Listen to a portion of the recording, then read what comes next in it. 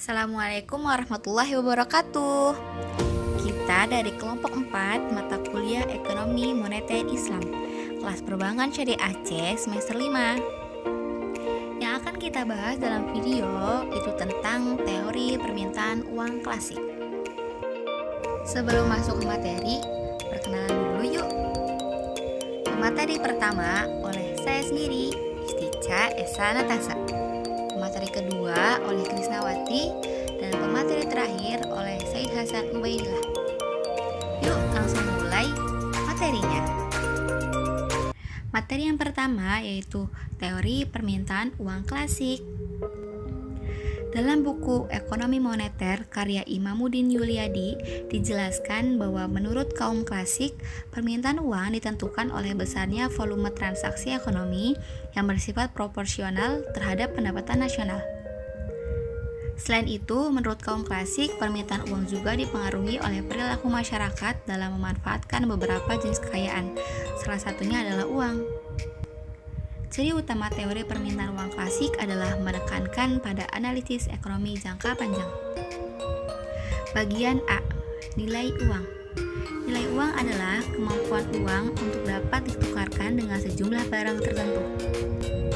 Nilai uang ini dibedakan jadi 3, yaitu pertama ada nilai nominal. Nilai nominal adalah nilai yang tertera atau tertulis pada setiap mata uang yang bersangkutan. Contohnya, pada uang 50.000 tertera angka Rp50.000, maka nilai nominal uang tersebut adalah Rp50.000. Yang kedua adalah nilai intrinsik. Adalah nilai bahan yang digunakan untuk membuat uang. Contohnya, untuk membuat uang kertas 50.000 diperlukan kertas dan bahan lainnya yang harganya 3.000. Maka nilai intrinsik uang tersebut adalah Rp3.000. Yang ketiga yaitu nilai real. Adalah nilai yang dapat diukur dengan jumlah barang dan jasa yang dapat ditukar dengan uang tersebut. Contohnya, jika uang 1.000 dapat ditukar dengan 1 gelas minuman teh, maka dapat dikatakan bahwa nilai real uang 1.000 adalah segelas minuman teh. Lalu, jika dilihat dari penggunaannya, nilai uang dibedakan menjadi 2, yaitu nilai internal uang dan nilai eksternal uang. Yang pertama, nilai internal uang. Contohnya, dengan uang 5.000 kalian dapat membeli sebuah buku tulis, maka nilai internal dari uang 5.000 itu ya sebuah buku tulis. Yang kedua itu nilai eksternal uang. Nilai eksternal uang adalah nilai uang dalam negeri jika dibandingkan dengan mata uang asing yang lebih dikenal dengan kurs. Kurs ada 2 macam, yaitu kurs jual dan kurs beli. Kurs jual adalah kurs yang berlaku apabila bank menjual valuta asing, sedangkan kurs beli adalah kurs yang berlaku apabila bank membeli valuta asing. Bagian B yaitu teori nilai uang. Teori nilai uang merupakan teori-teori yang membahas tentang jumlah uang dalam sistem ekonomi. Yang pertama yaitu teori uang statis, yaitu teori-teori yang membahas tentang nilai uang tetapi mengabaikan perubahan-perubahan yang akan terjadi dan juga dapat terjadi pada sebuah nilai uang tersebut. Teori ini lebih fokus guna membahas tentang apa itu nilai uang, mengapa uang dapat diterima dalam masyarakat, dan bagaimana sih uang dapat beredar.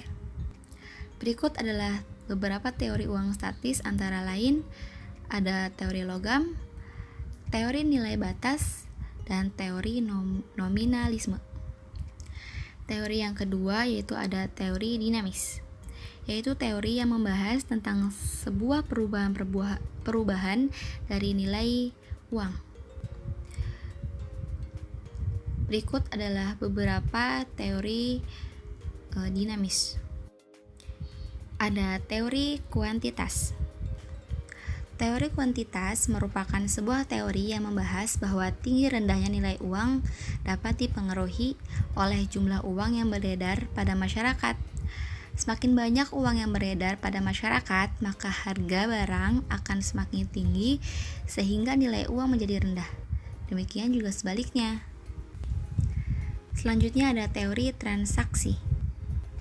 Teori ini diperkenalkan oleh Irving Fisher yang mengamati tentang masyarakat, kecepatan peredaran uang, jumlah barang yang dapat diperdagangkan ataupun juga harga barang. Yang terakhir ada teori persediaan kas.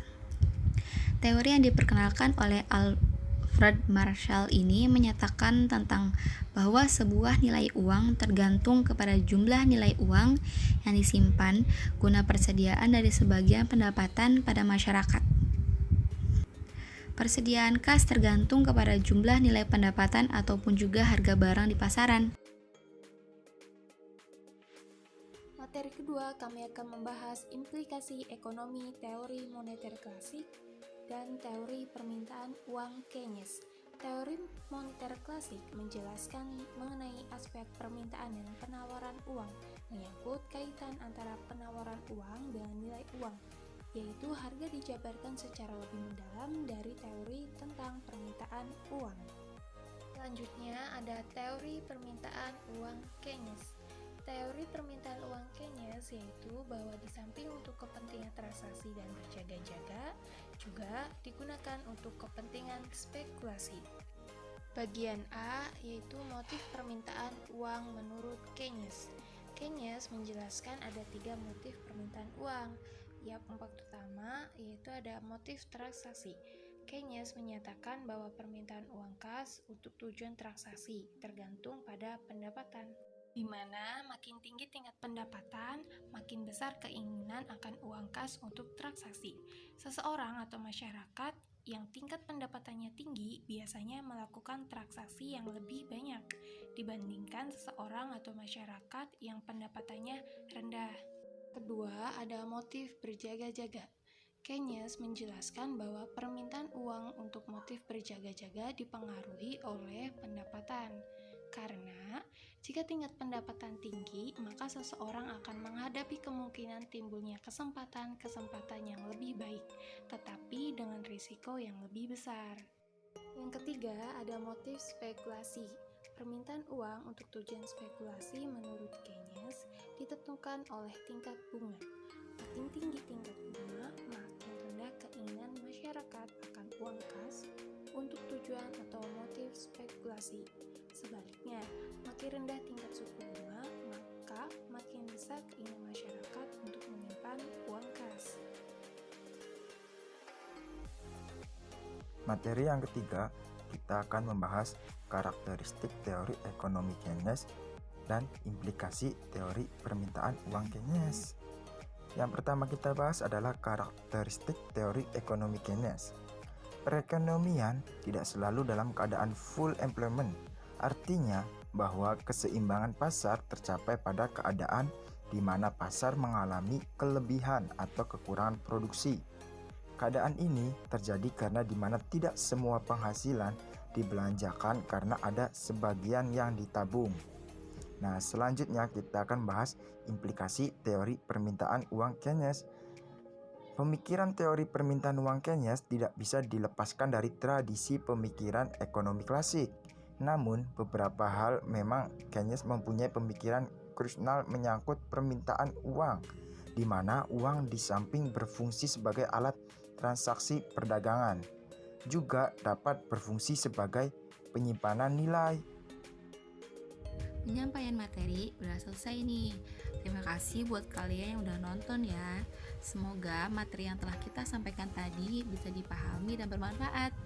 Mohon maaf atas segala kekurangannya.